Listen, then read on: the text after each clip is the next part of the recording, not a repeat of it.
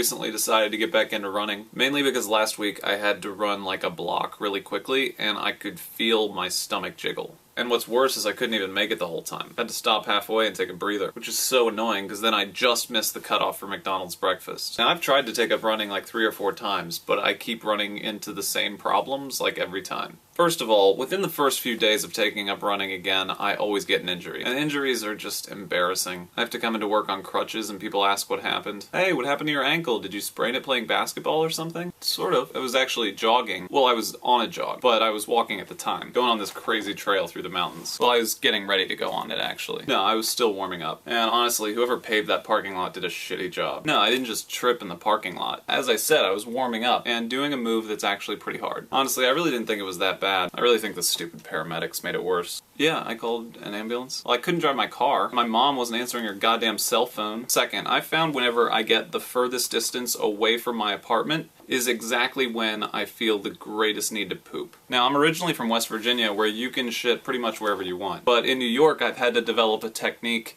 for gradually farting out the pressure until I get back to my apartment. Unfortunately, there are a lot of people in New York, so on runs, I find myself focusing most of my energy on strategically farting where people are not. It's actually exhausting if I have to pass an entire block of grade schoolers lined up for recess. Third, it's really hard to stay motivated. And a lot of people say that you should run with other people to force you to keep running, but I'm just too uncomfortable with someone sweating that close to me to do that. And no 2 people sweat the same way. That's a cold, hard, disgusting fact. Like, some people sweat a lot through their upper lip, which I don't understand why humans evolved that way. To keep our mouths from overheating, maybe?